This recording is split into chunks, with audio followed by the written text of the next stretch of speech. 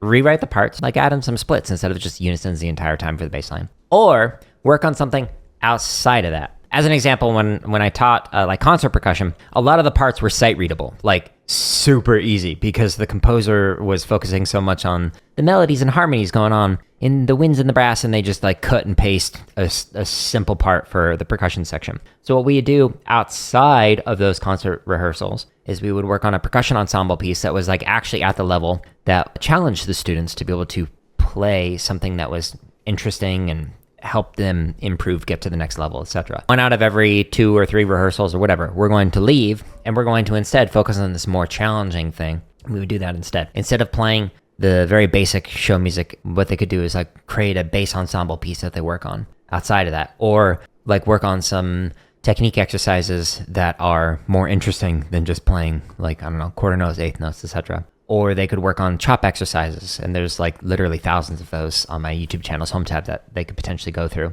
They could even work on some of those more challenging splits timing exercises while doing that, etc. That could be a thing that you can do. So you can either make the part that they're playing more interesting, or give them something more interesting outside of that to help motivate them. But it's hard when the music is just like, why would I want to practice this? Like, I'm not interested in this. So as a former caption head and arranger for the percussion parts, the battery percussion, I wanted to balance not only playing something that they were like going to play to sound clean, but also help them want to practice it by challenging them enough. And if you're writing parts that are not challenging or not interesting, then it can be demotivating, like you were saying. So it's a difficult balance to try and strive for. One of the reasons why they did not make snare or tenor line is likely their inability to execute consistently on the basic things, pun intended. So being put on a bass line might feel like, well, this is boring, this is too easy, I want to be playing that hard stuff. And it's like, okay, yeah, but right now you really need to get your hands to play to your feet and your feet to stay in time, and you can't really do either of those two things.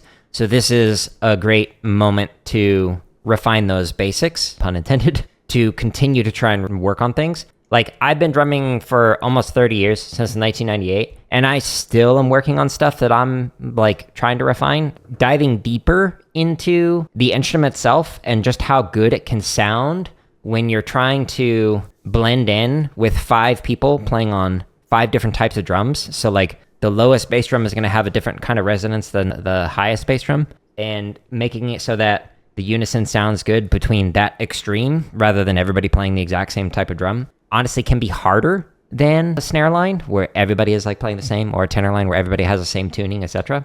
So getting into those nuances might encourage them, or just give them something to play that is harder than what they're currently doing. Or like, hey, let's work on some roll exercises, or let's work on some roll timing exercises, or whatever. If you go to like my home tab on YouTube, instead of like working on like the bass drum exercises here under the marching bass stuff, like the timing exercises, or like even some of these like wackier splits, you could just be like, hey, we're going to work on the technique stuff. This is the same stuff that the snare and tenor line is playing, but you need to be able to play it too on the bass drum because it's going to help you to play better. So you could just play some like snare exercises on the bass. It might be overkill. Like, they might not have like flam drags or something on the bass drum. Probably don't. But if they can play them, then it helps them become a better performer, which makes it so they're better at bassline and helps prepare them for if they want to continue to move on to snare and tenor. But bass is its own like special thing that you can hype up by showing like really good bass lines. Like, show like Ayala high school bass line and be like, yo, like we could do this too with enough effort, time, consistency, etc. Like, you can find a lot of YouTube videos to help motivate them. We used to put on BOA Grand National shows every morning before we would start. So as everybody was getting ready, like projected on the screen, we would have like a BOA Grand National performance going on. So it would motivate people to see like, hey, we can do this too. Like, we're competing it in the BOA like regional event against these people that are up on the screen. So like, if they're working hard and they're able to achieve that, like what could we do as well? When it was like percussion practice, I'd put on like WGI DVDs or whatever. Now you can just go on YouTube. Back in my day, we didn't have that. And just have that going on to help motivate kick a little spark under them. Before I get to the next tip, I just want to say really quickly that you can find literally thousands of hours of free drumming play-alongs and drumming tips in the link at the top of the description or by going into my home tab of YouTube. What's the purpose of your flub line? According to the members of the ensemble. Not according to you, but according to the members of the ensemble. Use that as a frame to do the opposite in moments. It doesn't need to be anything super complicated, but if they're just playing like a watered down version of the snare book versus if they are providing emphasis where it's needed and then rhythmic counterpoint where it makes sense to do that, and you can highlight their contribution musically, that will make it so that it's not just viewed as a training ground for another section. So the flub line is typically viewed as that, and that's fine. That might be that still its intended purpose of it. But musically speaking, you can make it more interesting for them and make it so they actually have a unique voice by literally having a unique voice in it. So instead of just having the soprano, the tenor, and the bass, you can also have the flubs playing something interesting musically within that and make it a 4-part ensemble as opposed to a 3-part that is just being emphasized by this like ancillary, like extra little thing that is reinforcing what the 3 parts are doing. Another way of doing that is like, you know how you might have like a snare solo and then like they move away and the tenors come in and then they move away and then the basses come in. Well, what about if the flubs did something as well? Like you could highlight them drill-wise, you could highlight them music-wise by literally giving them their own solo, or you can make them do like some kind of a rhythmic counterpoint to whatever it is that you're doing there. And that doesn't make sense all the time. Like, I'm not saying like they're always like playing the opposite of what everybody else is doing or something like that. No. Like it's when it makes sense to do that. Sometimes they're there for emphasis. Sometimes they're there for the counterpoint, etc. A pet peeve of mine is like how much non-percussionist composers just think that they can get away with copying and pasting for the drum parts. And like as a percussionist, it just meant so much to me when I actually had some kind of a unique contribution to the ensemble. There were so many timpani or accessory percussion stuff that I'd play specifically in orchestra where you'd like rest for 200 measures and then like ding,